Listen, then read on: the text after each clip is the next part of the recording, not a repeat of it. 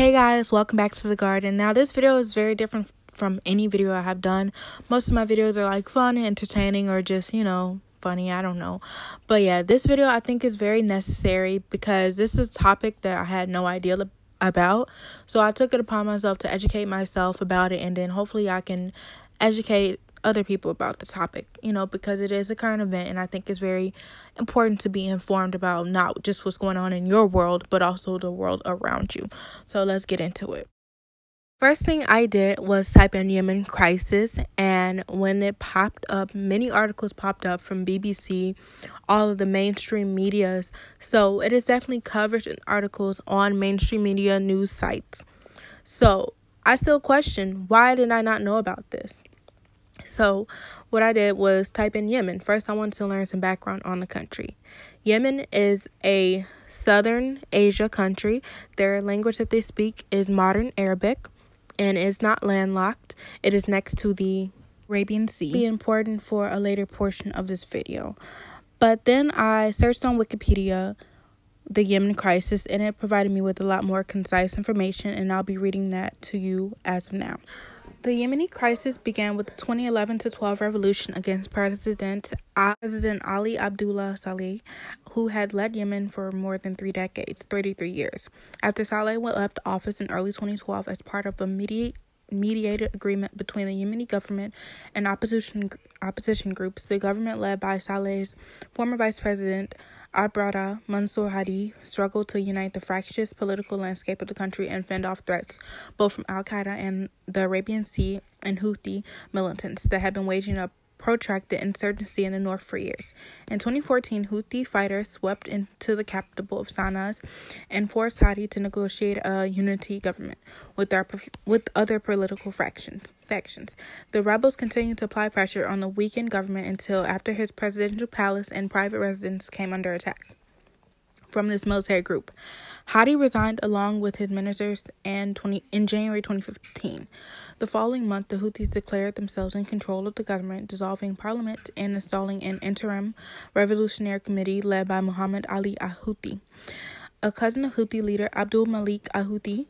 However, Hadi escaped Aden, where he declared that he remains Yemen's legitimate president, proclaimed the country's temporary capital, and called on loyal government officials and members of the military to rally to him. On March 27, 2015, BBC reported that Hadi fled rebels forces in the city of Aden and subsequently arrived in Saudi Arabia's capital, Riyadh. As Saudi authorities began airstrikes in Yemen, civil war subsequently erupted.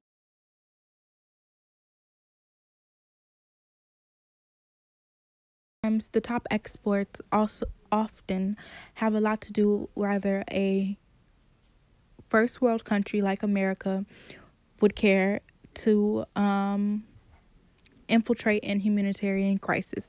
I know it's sad, but that's often how it is. So I looked it up, and I wasn't surprised that their main export was oil.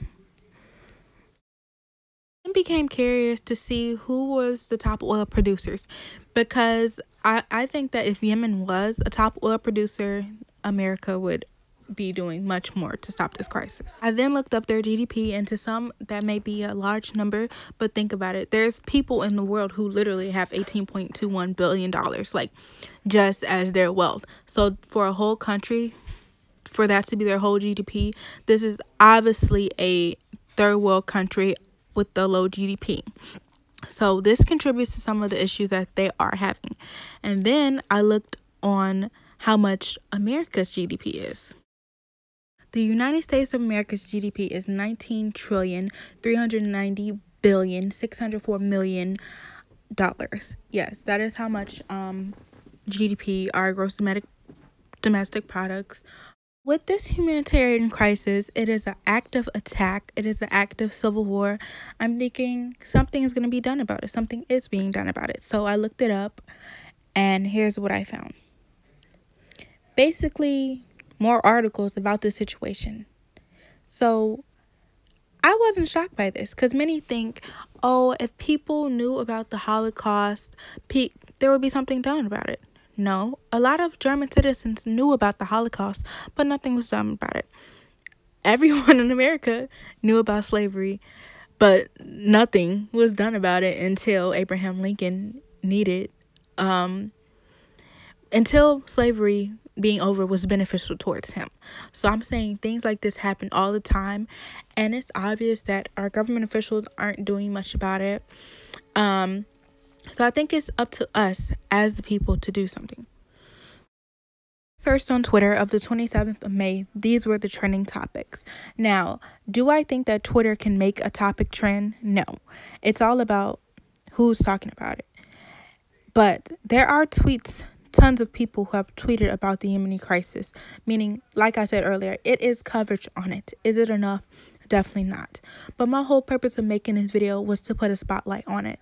Like I said, it's important, no matter how small your platform is, to talk about issues that matter. Talking about it leads to doing things about it.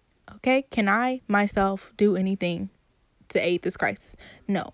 But can I talk about it so it is steps to improve it, and it is more spotlighted? Of course. And that is my purpose on this channel. So subscribe for more videos. I'll be updating you on the situation, not just the Yemeni crisis, but crisis everywhere. I'm definitely going to be talking about the slave trade that is going on in Libya right now. Okay? So like I said, subscribe for more, and thanks for watching.